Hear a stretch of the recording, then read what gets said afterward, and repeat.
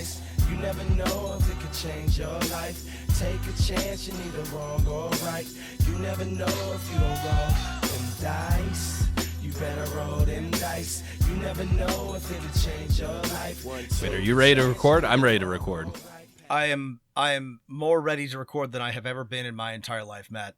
That's not true. Actually, I wasn't ready to record, but you caught me, so I'm just going to say I was ready to record.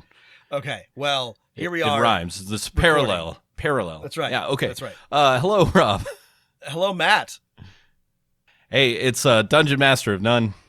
For now, anyway, as long as that remains legal, it's Dungeon Master of None for the time being. But yes, it's still Dungeon Master of None, and I guess pretty slow. I mean, we could become podcast rebels, pirate podcasters. Like we could set up one of those little ships off the shore and broadcast our signal into the mainframe. I like that. Yeah, bring it back. Bring back pirate radio, pirate podcast. Yeah, it's been a pretty eventful couple of weeks, Matt and listeners. A lot of things have happened. A lot of things have also not happened. It's been maybe the bigger story. Yeah. Where do we want to start? I guess since our last episode, since the draft in air quotes OGL by Wizards of the Coast was published by friend of the show, leaked, and then published by a friend of the show, Linda Codega at Gizmodo. There have been some responses from Wizards, and then by the end of this week, when we are recording as January 20th, 2023, Wizards has put out, this time, perhaps a real draft OGL 1.2, which is in some ways different, but in many ways not, than the leaked OGL. Yeah, we'll talk about what's not in there and what is in there, but this is, well, it's official. It's not a legally binding document or anything, but it is a draft that Wizards themselves has provided to the general public. Unlike the leaked draft, which was given to select third-party creators and distributed internally and then leaked. Whether or not this is a meaningful distinction to you, I don't know. I suppose it's worth commenting upon. This, at least, was prepared for the consumption by a greater audience. I think one interesting change is that over the past 5 days, if you'll go to the NASDAQ Stock Exchange in New York City, and I haven't look up the ticker symbol HAS. Basically, since the weekend of the leaked, I think Hasbro stock dropped, I think about 6 or 7%. Today it's back up, but the performance over the past days is 3% down. Yeah, I mean, who knows if this is just related to the Wizards just continuing to fuck up here, but maybe the markets have taken notice. Hard to say, though. Yeah, on Friday it was trading at 66 USD, and then it dropped to a low of 61, and has now bounced back to 63. So it does look like the market responded somewhat negatively to either the OGL announcement or the handling of it. And we're going to talk a lot about it, but regardless of what you think about it, I don't think there's any denying this was a colossal PR fuck-up. Just a truly astonishingly masterclass bad example of how to communicate with your customers and also your partners. Pretty poor showing all around. Yeah, I think since we recorded our last episode, Wizards initially put out a statement titled "An Update on the Open Game License," where they said things like, we rolled a 1, we're trying to be good stewards of the game, but in the end, we both win. We won because you told us how we fucked up, and you won too, because we're all friends here. That's right. So I want to get a couple things out of the way before we start diving into this, because I don't know. I have a lot of thoughts. So 2 things. One, we're not lawyers, and even if we were, you shouldn't listen to us. Nothing that we're about to say constitutes any sort of like legal advice or legal outcome. We're relying on other people for that, and we're just going to sort of like talk about what it looks like to us. So please do not assume that we know anything or that you should listen to us. And 2, well, no, maybe that's just the big one. The rest we could talk about later, but we're going to talk about this. A lot of other people smarter than us and more prepared than we are have talked about it in great length, and you should go to them for detailed breakdowns of what's in here and whether or not it's one thing or another. I have a broader conversation in mind, and I'm going to rely on some people who are smarter than me to tell me whether or not this is good or bad. But I will say that overall, the whole experience leaves just a very bad taste in my mouth. I don't want to, some people are going to get mad at me for this maybe, but I just don't really think there's anything that Hasbro or Wizards can do at this point to regain my trust. And they don't really seem all that interested in regaining it, mine or anyone else's, but anyone who felt blindsided or otherwise caught by surprise by the OGL draft or the OGL announcement, they're really like backpedaling and covering their ass. It does not feel, to me, particularly genuine. And Matt and I have talked about this before in regards to the changes that they make to be more inclusive. Feels kind of like they're being dragged, not like they're doing it out of the goodness of their hearts. I have more to say about that, but that's just like, get that out of the way. Yeah, I tend to agree with a note and a caveat. My note is like, the real reason here is, we care and are like fans of a lot of other publishers who rely on the OGL and this sort of, market or community of stability that it provided. And it being changed or revoked or deauthorized or whatever word you want to use, it's just like, we don't want to see people who we're fans of and who we like, have their livelihoods taken away. And that's kind of what it comes down to, other than like, yeah, it's cool that, Dungeons and Dragons is open. And I guess my caveat is, okay, like Wizards, I don't, I feel like we already don't trust Wizards on a lot of things. Right. Or especially Hasbro, the executive team. It's hard because TSR Wizards was also awful. It's not there's no. But Hasbro Wizards is awful in its own exciting new way. It's just, yeah. It's small business awful versus megacorp awful. Yeah. And yeah, they're both awful in their own way. And I guess it's like, I don't ever really feel like I have to trust Wizards to, let's say, teach my students how to play D&D. But the one thing that they could do, it's not really about regaining trust for me. It's just about being not assholes, is, decide that they're going to publish one D&D under the OGL 1.0A, right? Or if they come out with a new OGL, promise they're not deauthorizing this, which, again, people argue they can't do anyway. There's something along those lines they could do to just not be assholes. And I think if you're like, oh, I'll never trust Wizards again, I would agree with you. I don't think you should trust mega corporations. Right. I mean, that's a good point. I already didn't trust Wizards, and you shouldn't trust them. And it's not about not trusting, like, the people who make D&D at Wizards. It's about, okay, they're owned by a multinational corporation. Okay. Yeah, I don't trust that. Yeah.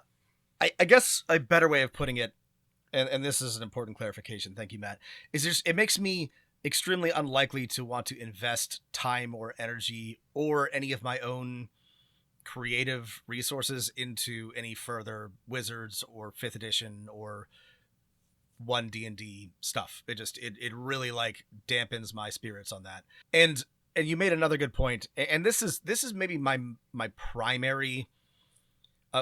There are 2 things that I thought were unacceptable. Now, one of them, or I guess 3 things. The leaked draft OGL included reporting requirements and royalties requirements for creators over a certain amount. To me, that was unacceptable. Absolutely just total breach of trust, violation of any sort of good sense, just totally, just plainly unacceptable. Like, that's just weird, like cruel corporate nonsense. They took that out. Good for them. A plus. I'm very happy that there are no longer any explicit royalties or reporting requirements. But the other thing was the way that they treated, like Matt said, third-party creators. Many of their games rely on the OGL 1.0a license, or they are planning to publish things under that license, and they were not given, as I understand it, more than a couple of weeks warning that this was coming down the pike. And that's, even if they were able to adapt, even if they were given a separate license or whatever, to me, that's just, it's absolutely unacceptable. Wizards relies so heavily on third-party creators and benefits so massively from the huge third-party market. It just absolutely beyond the pale as far as I'm concerned. That to me was the number one thing that was so fucked about this. Right. Like, just as an example, like, you'll find, like, whenever Wizards releases a book, or, like, for example, an adventure, like the Spelljammer adventure, third-party people will make, let's say, in the walled garden of the DM's Guild, which has a separate agreement, right, a continuing adventure for the Spelljammer one, which ends at level 10 or 11. But, like, that same creator is also creating stuff under the OGL elsewhere. And it's just, like, a huge fuck you to basically the people who keep their products usable and games alive. Yes. It's just, and it's this crazy. is a separate issue because DM's Guild is not WotC explicitly, but, like, you know, the main marketplace is DM's Guild, and it's already a bad deal. You already, like, are under the whims of one bookshelf, and they take half of your revenue. Like, it's already totally, like, an awful, like, it's already very punishing to try to even not just, like, make a living, but, like, support the work that you do by publishing supplements necessary, like Matt is saying, supplements to support and improve the game. So yeah, so that's the, you know, Matt and Alexander and Legal Kimchi talked about this on our last episode in general, but, you know, now that I'm here to gripe about it, this was the real problem is that among you know, in addition to all of the ways that the draft OGL kind of fucked with the existing ecosystem, it was just really punishing to independent and third-party creators when they are already, like, it's not like they're making a ton of money that Wizards is missing out on. This is chump change. It is pennies, both to Wizards and to Hasbro. They don't need it. It was just needlessly punishing, and yeah. And I have thoughts about why they did that and why they've backtracked, but it just really shows a lack of respect for the people who keep the game going, and just sort of like a lack of understanding of the market, as far as I can tell. Yeah, I mean, I think an executive at Hasbro has this vision of one D&D being all the D&D that you need, right? Everyone in your party maybe subscribes to one D&D. It has an integrated virtual tabletop with, like, animations and art and miniatures and stuff like that. You know, the funny thing is, it's like Dungeons & Dragons, Wizards of the Coast, Hasbro as corporate entities have, like, missed the ball on this by a decade, right? They tried this, they failed. Other people have done it and succeeded. And, like, you know, the thing is, it's too late. Like, I think too many people are invested in other ways of playing, and whatever their plans for this are, it would have to be so good that, like, I just can't even imagine it working in the way they envision it, right? Obviously, they could make one of many virtual tabletops, but yeah, it's just not going to work, right? They just don't understand that, like, people who play Dungeons and Dragons also want to play another system, and if you have to take all the effort to get people on VTT or any VTT like the Foundry or Roll20, right? You want to be able to switch systems around, and it really just doesn't work. I agree with you, and I have a big brain moment about like what I think Wizards thinks they're doing here. But let's talk about what's in this OGL draft that was released yesterday that's different, so that when we can talk about it, and I think there's a lot going on, but one of the key parts does relate to virtual tabletops. But so first, the good, the unalloyed A+ good stuff. So Wizards has, after much howling and gnashing of teeth and complaining by grognards like us, again, so far as this draft ever becomes legal, released some core D&D mechanics under the Creative Commons 4.0 CC BY 4.0 license. This is a much superior license to the OGL, for reasons that I don't understand, but people that I trust say it's just a lot more generous and a lot less likely to be clawed back, or impossible to be clawed back at any point in the future. They have, as I mentioned, removed all of the discussion of royalties, of having to report on your earnings to Wizards, and they've included some rules about hateful content or conduct, which I think is both good and bad, but we'll talk about that in a little bit. But generally, again, compared to the draft that we saw a week ago, this is a massive improvement. Now, the caveat I have about that is that the one we saw last week was fucking nightmarish. So I'm damning with faint praise here, but it is much, much better than what we saw. Right. I think one of the, I wonder if this is after just the week of silence and fuck ups and no non-responses from Wizards, that, this was enough to get them the PR win that they needed to maybe get their stock price back up. Because, I did see like articles in, the few publications that cover this kind of stuff being like, Wizards backtracks, everything. This one's all good now. Not every article did this, but I think one of the problems is, while this is still good, a lot of those things that you just brought up that are like good still have caveats. And then for a lot of fans and creators, there's still deal breakers in this license. But let's maybe talk about the caveats first, which is, while the like Creative Commons license is a great thing, there's a very limited selection that's in the Creative Commons stuff, and it's a lot of the stuff that maybe can't be protected anyway, and it's not the full SRD in the Creative Commons, which is I think what we would want.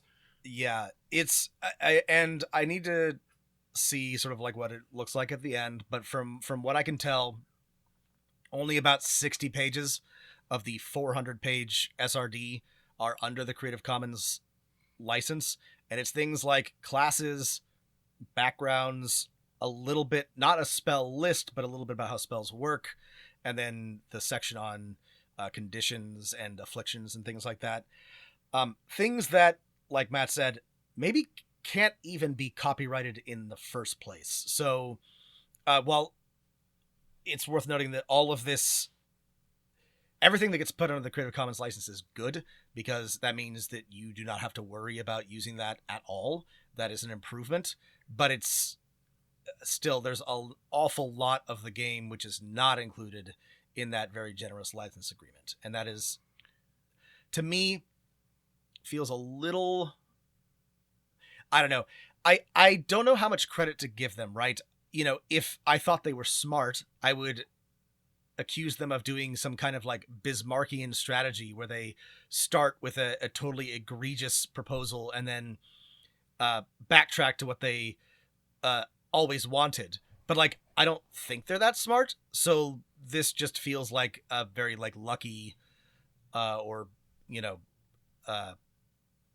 I guess like a much better crafted a PR strategy. So that's the first caveat. Yeah, the second one is, this sort of morality clause, which says that the license can be revoked if, like, you publish, hateful, harmful content, which, this could be a good thing.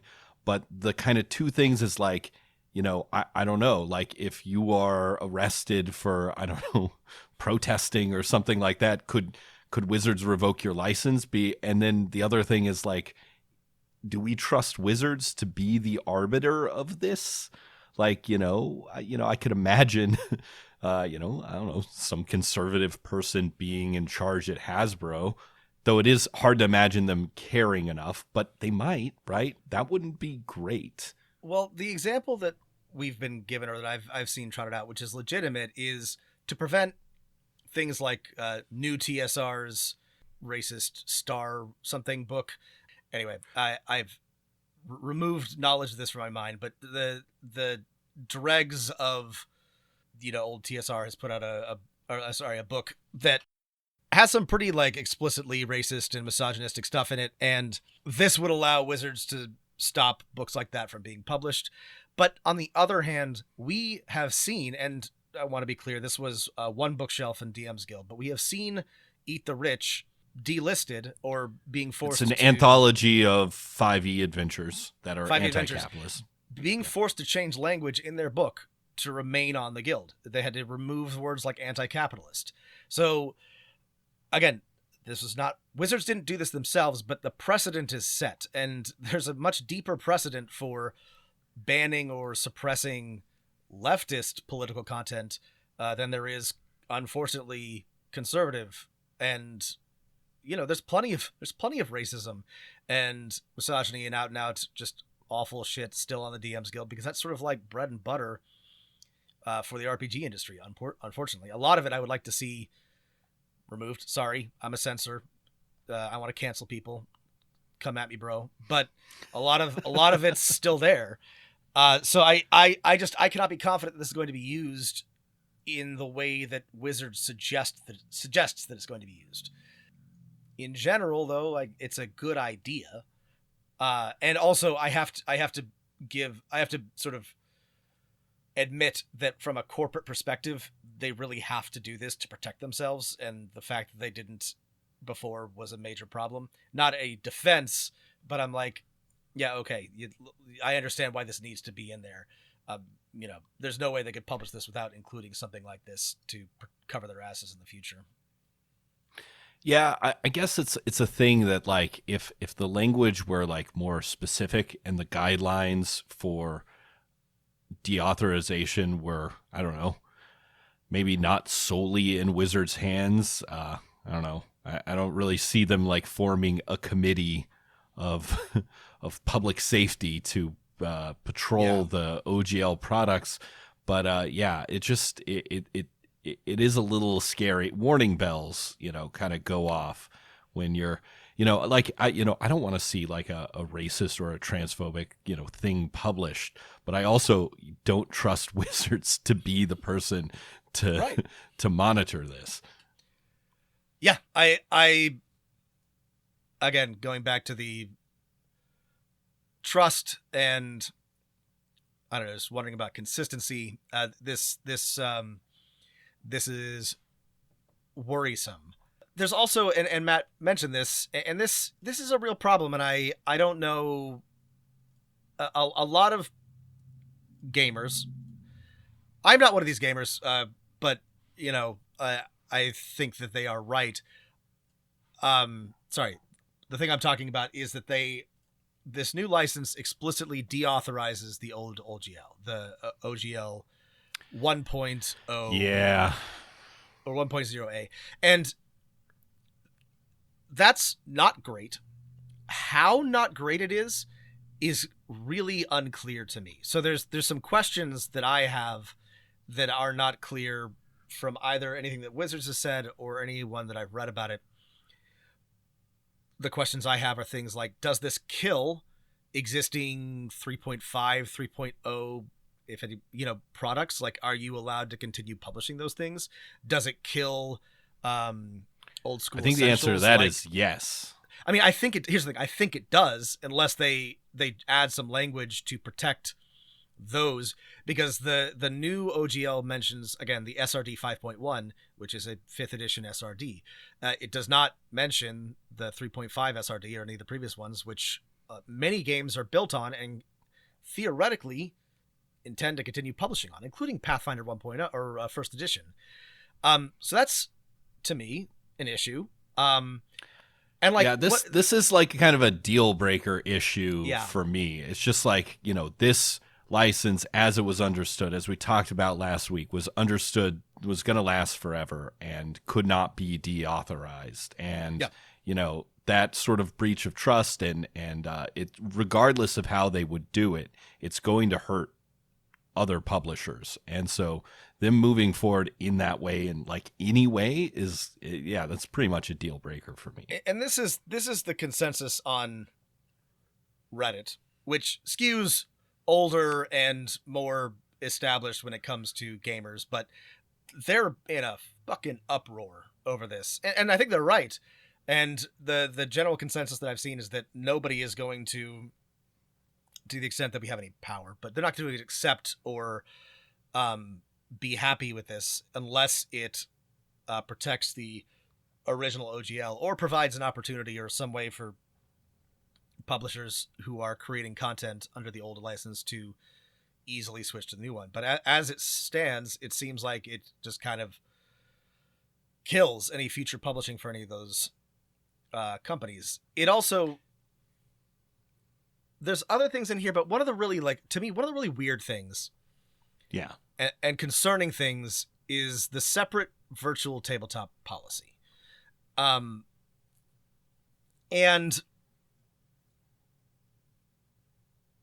there's not a whole lot in the virtual tabletop policy, but there's a couple of things that are just, again, I'm not a lawyer, so I don't know if they can enforce this. I don't know if it is likely to stay or if it's whatever, but the intent of what's in the virtual tabletop policy is extremely concerning to me, right? So listen to this.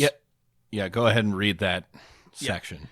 What is permitted under this policy? Using VTTs to replicate the experience of sitting around the table playing D&D with your friends. So displaying static SRD content is fine because it's just like looking at a source book. You can put the text of Magic Missile up in your VTT and use it to calculate and apply damage to your target. Blah, blah, blah. What isn't permitted are features that don't replicate your dining room table storytelling. If you replace your imagination with an animation of the magic missile streaking across the board to strike your target, or your VTT integrates our content into an NFT, whatever. That's not the tabletop experience. That's more like a video game. Okay, so a couple things. Most virtual tabletops already have something like this, right? And it's very unclear because sometimes they're specific to a spell, like Magic Missile. Sometimes they're generic effects, right? Roll20 has a dynamic lighting experience. So you can't replicate that. Is Roll20's dynamic lighting, which is awesome when it works, and is one of the coolest innovations of the whole virtual tabletop. And again, I don't know if this is enforceable, but that seems explicitly like it would be verboten under this new OGL, and that's just the most obvious example. Just so much ambiguity because, what if your virtual tabletop puts a filter on your camera that gives you a hood, so you're a thief. You look like a thief. A wizard hat is that a wizard hat? I can bring a wizard hat to my table. I can bring a sparkler to replicate the light spell. Is that it's just there's too many caveats here, and I can see this basically scaring off or killing every small virtual tabletop company because there's just too much ambiguity here. Yeah, I mean it feels to me like the intent here is to clearly suppress any future virtual tabletops and to make vulnerable Roll20 and the Foundry and any other major competitor to lawsuits or whatever, so that D&D can drive traffic, drive players, drive money into their as of yet unannounced theoretical virtual. Oh no, sorry, they did announce it, but we don't know anything about it. But they're working on a virtual tabletop. They hired a couple hundred people or something like that. I'm extremely skeptical because they have tripped on their dicks 100 times about this, but we'll see. It seems like that they want to do. The other thing is that this license applies to printed media, static electronic files, so EPUBs, PDFs, and virtual tabletops. It does not mention websites. So what does this mean for websites like John John's, which has a really awesome like random dungeon generator, or Kobold Fight Club, which puts together, combat encounters? Like, what is, again, if I understand correctly, it just straight up kills those websites. Like, there's a bunch of free resources for D&D, a lot of really that good ones. make We have done your game, Wizards, playable. Yes. Matt and I have done multiple episodes on them. We both use these tools intermittently in real games and virtual ones. And again, I think that this means those just cannot operate. And cynically, I think it's because a lot of those functionalities are replicated theoretically on D&D Beyond. And so they're just, I don't know. So I guess the thing is, like, a worst case, absolute cynical reading of this is nightmarish. But even if you don't think that Wizards is going to use this in the worst conceivable way, the ambiguity, in my opinion, has a chilling effect on further creation. It's whether or not this is the intention, and I believe that it is the intention, it's just going to make people not want to create new things outside of Wizards' explicitly accessible and, approved marketplaces and, things that they say that you absolutely can do. It's going to really stifle creativity in the other area. Yeah. I think this is a good point to like broaden the conversation, like into like what we could conceivably want for Wizards, and like why do these types of things continue to happen and stuff like that. I mean, I was just thinking, it was like, what would I like theoretically want from an OGL 1.2? And I was just like, I guess the only thing would be like if it was actually a better license than OGL 1.0A and didn't deauthorize that license at the same time. I think, to me, that seems like an unambiguous win for the community. If, let's say, the original license wasn't deauthorized, if this new one was, let's say, even more open, like the whole SRD was on the Creative Commons, it didn't have these other little caveats and pullouts for people who are doing fun things. And then, yeah, I think people would embrace it and be happy to publish stuff for the new, edition of Dungeons and Dragons. But unless they like do that, unless they like make it better, they're always going to lose here. Yeah. And so we don't know what it looks like yet, but I think, to me, what I would want is what it sounds like Paizo is doing with the ORC, the orc. Age of men is over. The time of the orc has come. And we are absolutely going to talk about it when they announce it. But the one thing, again, I haven't seen any of the details, but the one thing that immediately makes me optimistic is that it's going to be managed by a separate nonprofit. This is the way that Linux licenses and new licenses and other open source software has operated for 20 years. And I'm not sure that everybody appreciates that, as awful as the internet is, it would be so much worse if it were not for a bunch of nerds back in the late 90s, early aughts, genuinely believing in, open source and sharing and information. And these licenses have protected a lot of software and allow you to use it for free or modify it. So using that as a model for future game licensing, I think is critical and necessary. Lots of people have pointed out that anything owned by any corporation is something that's always going to be under risk. And I firmly agree. I think it's always going to be under threat. I think it's always going to be risky. And it's frustrating because the OGL was has been around for so long, and people have been creating under it, creating things under it for just decades now. And this had a clear benefit for Wizards, but frankly didn't even occur to me that anyone would try to or think to claw it back.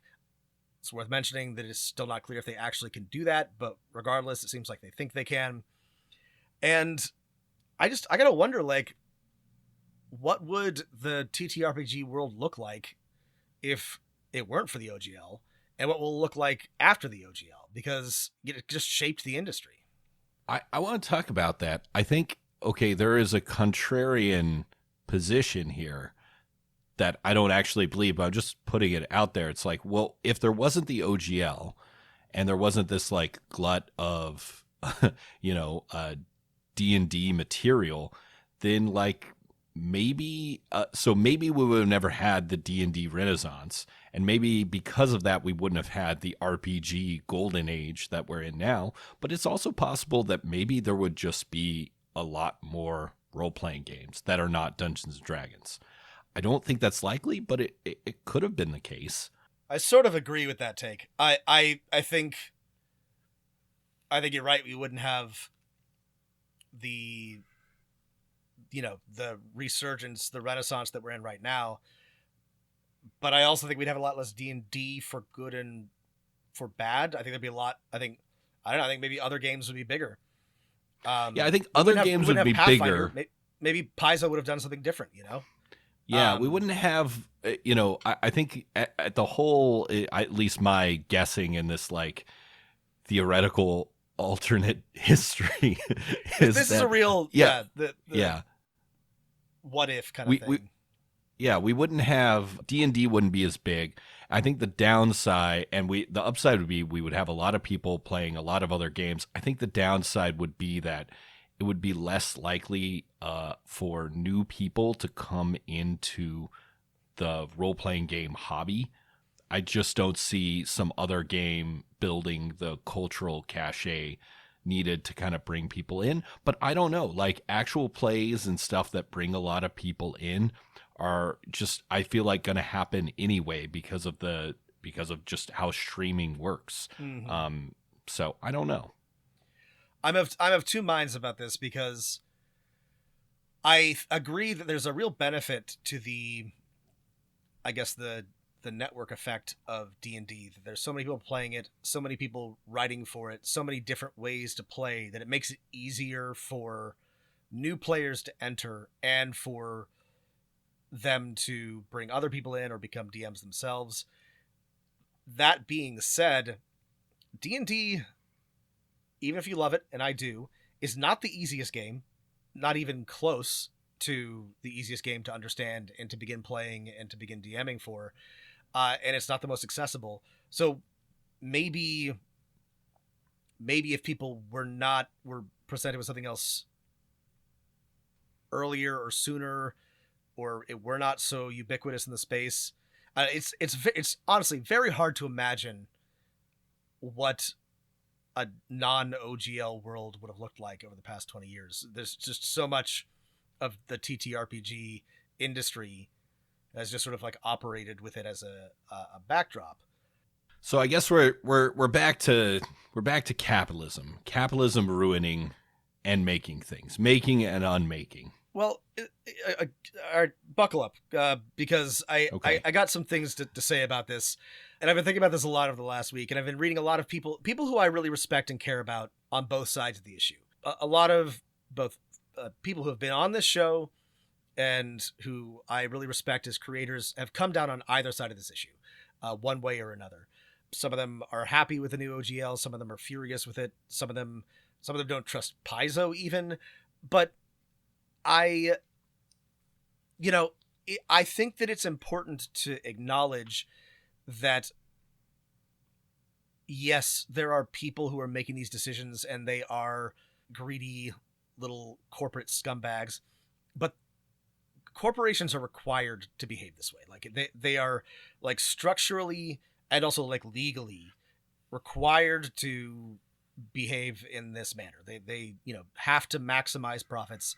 And if it's not now, it'll be later. Hasbro is going to try to, at every possible opportunity, bring more money in and capture customers for long-term growth. That is what is required to be a successful 21st century company. I read this quote somewhere that like a Marxist and an MBA will come to the same conclusion, just the MBA will think that it's a good thing.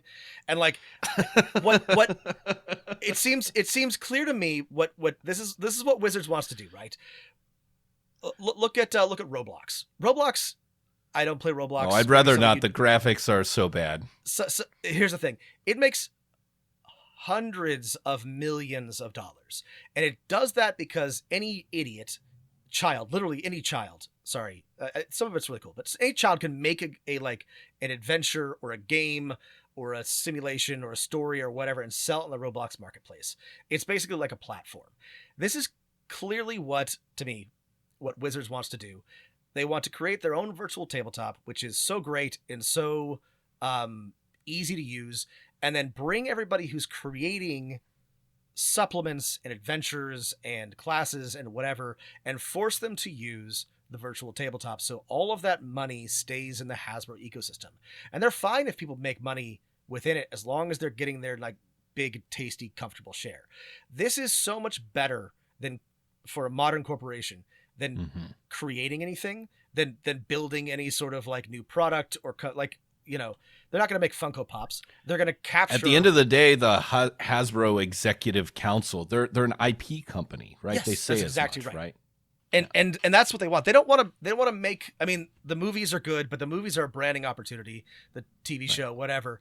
They don't make the movies. They just license the IP to a studio, right? They didn't make Transformers Dark Side of the Fallen Dinosaur. Yeah, you know. This is also the lesson of Trump. He didn't build anything. He licensed his name. This is not a joke. He made a lot of money just giving people the, you know, or letting them pay him for the privilege of using the Trump name. So I'm sorry to be cynical, but I think all of us who are gamers have to be aware that this is what Hasbro wants and is sort of like required to do. And even if we win outright this battle, even if they preserve the OGL, which I don't think they will, we still have to be on guard for whatever comes next. Their further attempts at this. They're going to try to continue to suppress and bring people in and protect that IP or make that brand more valuable. So with all that in mind, there have been a lot of, this is the other thing I'm seeing a lot of online and on Reddit is, you know, don't go see the movie, don't buy anything, don't go on D&D Beyond. I do think that it made a difference to cancel your subscriptions, but I don't think that, look, here's my cynical Marxist take. Boycotts don't work. Companies don't care. You cannot muster enough consumer sentiment to meaningfully boycott a company the size of Hasbro. You know, if we all not without like together, a massive organizing effort decades long, you know, you're not. Yes. Sorry. This is the thing. Is not like, Cesar without, Chavez. Yeah. Yes, exactly. Without actual organizing, without like workplace and community organizing, it will not matter. You can't just like call for a boycott. You can't just like post on Facebook or Twitter or Reddit. It will not make a difference. Feel free to not buy things because you don't like your money going towards a company like Hasbro, but I don't think we should shame anybody who continues to use their products. I don't know that it matters. I don't think anybody should feel bad about continuing to enjoy D&D or, you know, going to see the movie. They're not the reason why Hasbro is doing this. Hasbro will do this regardless. There's nothing that can stop this train from moving in that direction. So I really feel like the boycott conversations are really misguided, and everybody who's like, don't go see the movie, don't buy anything. I don't think they care. And I don't think it will matter, like Matt said, without like serious organizing. And I guess like my take on that, I mean, for me personally, what this means is that I am probably going to play a lot less 5th edition and 6th edition, 5.5, 1D&D going forward. I'm going to favor other systems more heavily just because, you know, my only to me the only meaningful option feels like disengaging, because I know that I cannot by myself or without serious support turn the ship that is Hasbro. And I mentioned this before, but I feel like, to me, D&D has always been a type of play and not a specific company. I think that OSR is D&D and Pathfinder is D&D, and there's lots of games that fill the same niche. And so I will continue to play Dungeons and Dragons. I may not play the official Dungeons and Dragons game. Sorry, that was a long rant. I did warn you, but yeah, that's my big thoughts on that. That all makes sense, and I think as a fan, as a dungeon master, I feel the same way.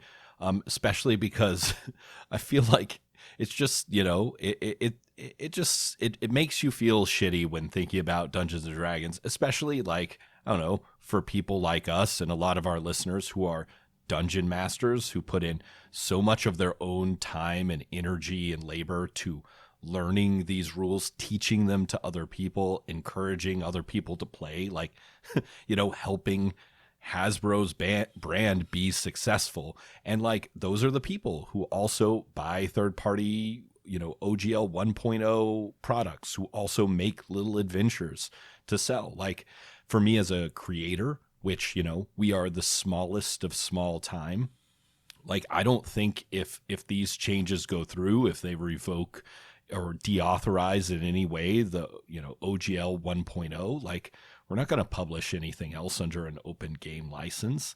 Like, even though for us, right, because it's not our jobs, we have normal jobs, it's not going to affect us, right? It will affect our friends and people we like or think that in our mind are our friends because we read their stuff, and we don't want that to happen, and so we're not going to like participate in that system. Yeah. So yeah, that's my fan plus maker brain together. Yeah.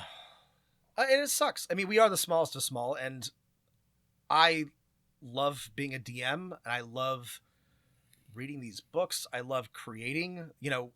I was very happy. I'm very happy for all of our Patreons who give us a few bucks every month. It's really nice. It really helps us. It helps us pay others. It helps us justify spending more time on this. But I would do it anyway. I love what I love this. Like this is, we've recorded a podcast essentially every week for like the past 3 years, which is insane. Why do we do that? 4 years, Rob. 4 years. Because I'm just like, I really like, this is the thing that like really gets my gears turning. I like TTRPGs. I like to talk about it. I like to play them. I like to, dissect them and talk with other people. Like, this brings me joy. And I have put a lot of time and energy into this. And I do not need to be like praised or rewarded or compensated. It would be nice if I were not like kicked in the ass, unexpectedly by the company that holds so much sway over this hobby. Like, that's really all that I'm asking for. And yeah, it's just an incredible bummer. It's just a real like discouraging, unpleasant. So while like right before we were about to hop on to record, Wizards, not only have they put out these couple statements this week and, under the new executive director who replaced Ray Winninger, but they also, like today, while we're recording, released a survey. Yeah, Kyle. Fans can Kyle Brink. Never heard of you before, Brink. Kyle. Sorry, I'm sorry. Don't go after Kyle. It sounds like Kyle seems like a nice guy. Also, he must have drawn the short straw in like having to put his name on the last few right, because the first one came out with like unsigned, the editorial staff endorses Goldwater for president. We don't want to say who. Yeah. So I thought, Rob, we could go through this survey together and just talk through our thoughts on it. Neither of us have seen the survey before. We don't know what's in it. Okay, so I'm on the first page. I guess we should just say, like, having a survey is already like a big step forward. It is big forward. It is good. There was like a bunch of rumors like going around. I think even people like reporting on them saying like no one read any UA feedback at Wizards. I'm sorry. That seems unlikely to me. That's not true. And we have direct contradictory statements from people in. Anyway, listen, folks, I'm not going to name names. There's some weird clout chasers out there who are like spreading rumors. I'm not saying you should only listen to Linda Codega and Gizmodo. I only listen to Linda Codega, friend of the show. I would wait to freak out about anything until it's comes from a legitimate source, because some wild stuff has been out on the internet, and it looks bad when we latch onto it, and then D&D can say, oh no, we're not talking about AI GMs or whatever. Yeah, I've forgotten about that one. Yeah. Anyway, the AI the GMs. survey, okay. I do think they read them. Whether or not they care is something else entirely, but I believe that they read the responses. Yeah, and it's used for different purposes. Maybe not the purpose we always want it, but I don't know. If you care about this, I would highly encourage you to take the survey. We'll put a link in the show notes. Yeah. Okay, so the first question is, would you like to provide feedback on the content of the proposed OGL 1.2? Yes. Yes, I would. Okay. Now that you've read the proposed OGL, what concerns or questions come to mind for you? Well, what we've said this entire show. I mean, don't deauthorize 1.0. Yeah. I'm worried about this content moderation. The VTT thing is completely untenable. The whole SRD should be in the Creative Commons. I mean, those are my main ones. Yeah. Next question. After reading the proposed OGL 1.2, how has your perception of the future of Dungeons & Dragons changed compared to before reading OGL 1.2? This is tricky because are you talking about my perception a month ago or a week ago? It's better than a week ago, but much worse than it was a month ago. Yeah, I'm going to pick worse. I'm going to pick much worse, and I'm just going to say, it says, what would be needed to improve your perception of D&D's future? I would just say hire more diverse creators and make the OGL 1.0 stick around and make this 1.2 even more open. Yeah. Okay, next question. These relate to the introduction to the System Reference Document 5.1. How would you rate your level of understanding and level of satisfaction with Creative Commons Attribution 4.0 International? Rob, my level of understanding is low. I really don't know what the Creative Commons is. My familiarity comes from people who I know and trust, who I've read extensively, who say it's good. So I'm going to say that's 2. Okay. These licenses allow authors of creative works to communicate which rights they reserve and which rights they waive. Okay. All right. Okay. My level of understanding definitely cannot approve above the 2, but what's good about it, sorry. Again, my level of understanding is that it's not owned by a corporation. Okay. It's one of those, nonprofit, neutral, whatever licenses.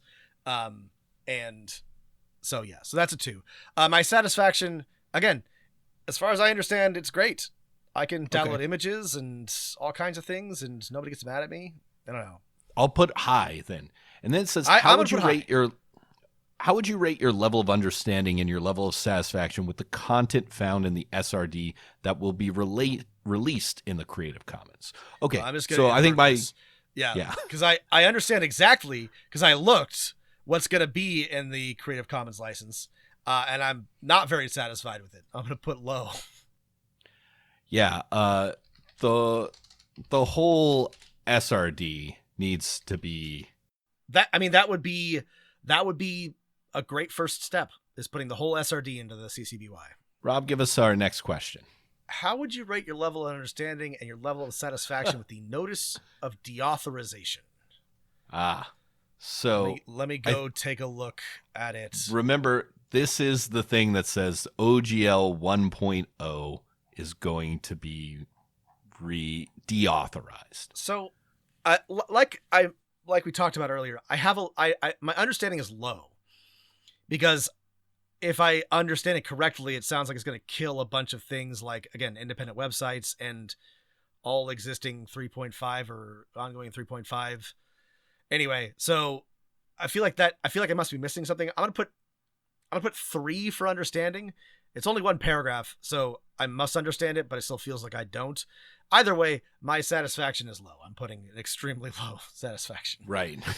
I'm just going to write, please don't do this. This is wrong and possibly illegal.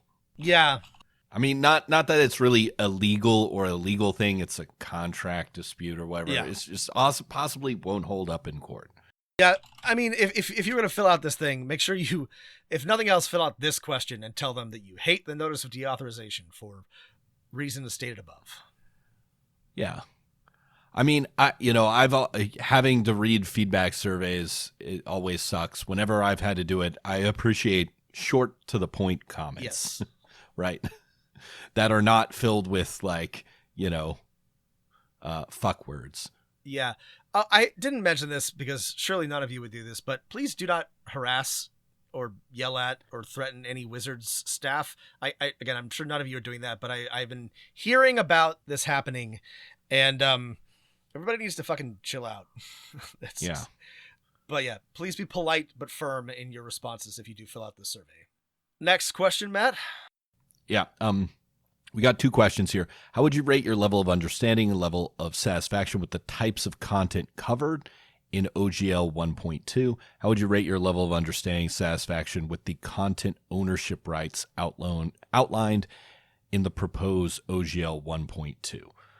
I guess my satisfaction is, again, pretty low because it seems like there's significant ways to publish content that are not covered.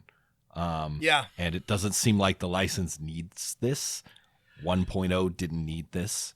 I mean, sorry, somebody pointed this out to me, but like Knights of the Old Republic is like an OGL game. Like it uses like the OGL license. Now they can't. That's right. Yeah. Deauthorize it. Star Wars. Yeah. But the thing is, you couldn't, I think, make an update or publish an expansion. Not that anyone wants to do that, but I'm just like, that's just to me an example of like, because they didn't say video games, because they didn't say websites, they just like left out all sorts of things. It just seems like a bad deal. I don't know. I'm gonna say, my understanding is high and my satisfaction is low. Yeah. 3 questions here. How would you rate your level of understanding and level of satisfaction with the you control your own content section?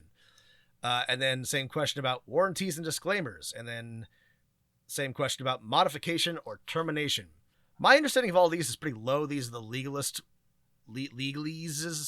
ones. Warranties and disclaimers includes the hateful content thing. So I'm just going to put, I agree with parts of this, but I don't trust this language here, right? Especially the part about like, your content or your conduct, right? It makes me worried. Yep.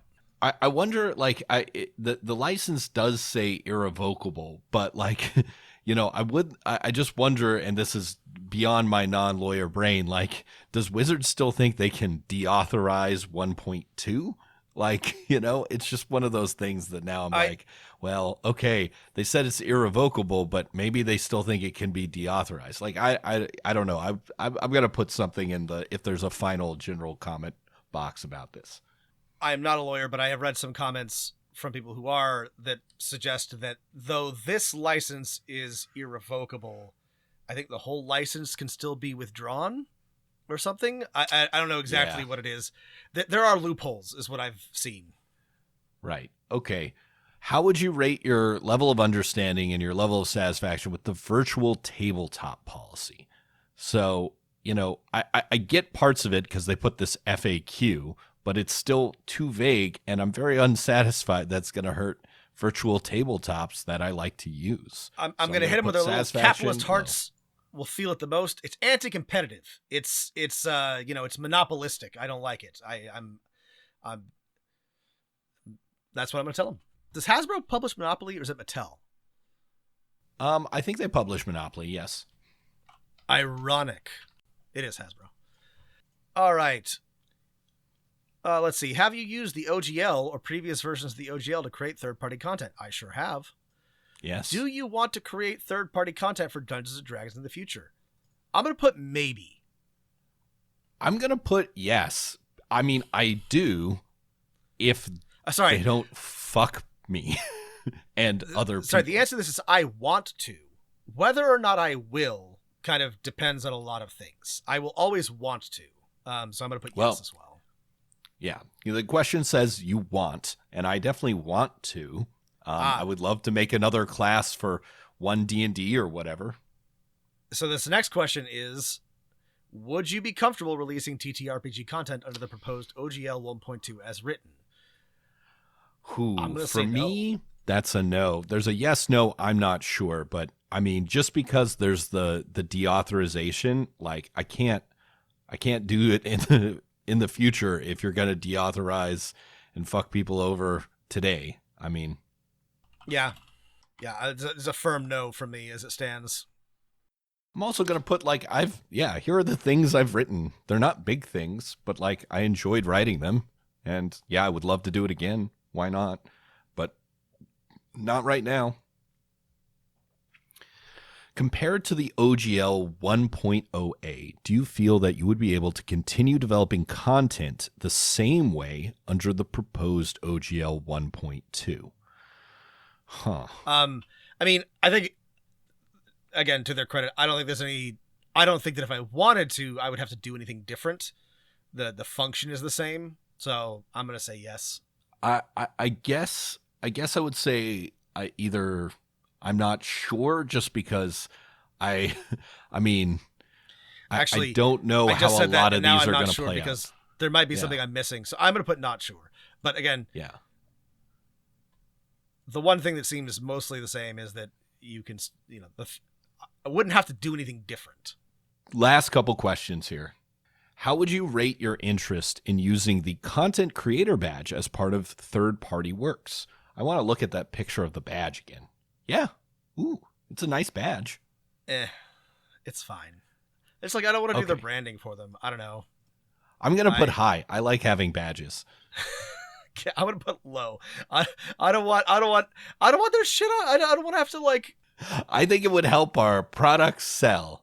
I'm gonna split the difference and put 3. I'm ambivalent about it. I don't care. You're ambivalent about badges. Yeah, I do like badges. I don't like that badge. Okay, last one. What other feedback do you have for us related to the Open Games license or otherwise? I already wrote down everything I want to say. I don't have any. I'm not gonna spew a novel at them about the things I'm pissed off about. Yeah, I think I'll just simply put, like, the way this was rolled out, has left a bad taste in everyone's mouth, and you say you're gonna work harder to earn everyone's trust. At this point, you've got to work harder than that, I think. And you got to actually do the things people are asking for, which is, and not just some of them, but, pretty much all of them. Like, you can't just be like, all right, we're getting rid of the royalty thing. No, you gotta, not promise not to deauthorize the OGL, and fix these other weird issues with this new one. I mean, at the end of the day, my feedback, actually, I might just delete this and write, why not just publish one D&D under the OGL 1.0a? I really don't. Or if you've got to have this content moderation thing, why not just publish it under OGL 1.0b and put in, a better line about content moderation, and that's it.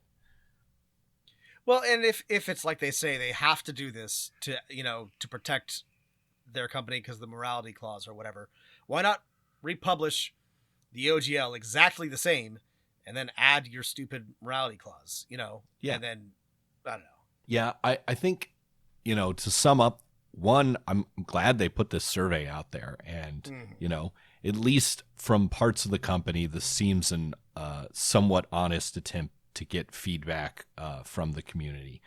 But, like, there's still a lot of, I don't know, fail safes that I thought were there that they have crossed, right? Lines in the sand. And unless, they go back over those lines, it makes it tough to support support Wizards here. Well, link to the survey is in the show notes. I'm sure we got a lot of things that we were vaguely talking about, could be not entirely accurate, but we tried to think thoughtfully about where we are now a week later. Yeah. Yeah. It also sucks because nobody, we're a bunch of nerds and artists and writers and creators, and nobody should have to think about this. And it is a form of violence that I have to. Wizards of the Coast is doing violence. Doing violence to me is a problem that I've identified. Anyway, you can feel free to write to us. You should, though. If we got something wrong, maybe don't because we're doing our best here. But hopefully there won't be so much change, and we'll be able to spend some time thinking about and reflecting on this before we have to talk about it again. I am very much looking forward to seeing what Paizo releases in their license and to compare it and see how it differs. So if you were very excited about game licenses, stay tuned for that. And I don't know, Rob, we gotta get back to talking about I need a break from thinking about these licenses. We gotta get back to an episode that's on something else very soon. We're gonna talk about other things. We're gonna talk about different systems where many people have asked us for a how to start, how to play, how to switch to Pathfinder, which is honestly one of my favorite things to talk about anyway. So we'll probably do that very soon. Yeah, let's focus on how to introduce your players to Pathfinder if they've played 5e, because I think that's the situation that we've both been in when we did it. Okay. And cool. Yeah, I think that's also if you're wanting to make the switch, I think there's a really easy, straightforward case for switching to Pathfinder. So, well, this saga will continue. It's so crazy seeing seeing people who don't play Dungeons and Dragons ask me about this. What's going on? Oh, I know. It's very strange. I don't love it. I don't love all the attention our stupid little hobby is getting from, normal people. Please don't perceive us. Yeah. All right. Well, thanks for talking with me about this, Rob. It was thank you for can't for say it was a pleasure, but it's something we had to do. I had a lot of thoughts, and thank you all, listeners. I hope you found this entertaining or enlightening. At least one of them. Stay healthy, stay safe, and keep rolling them dice.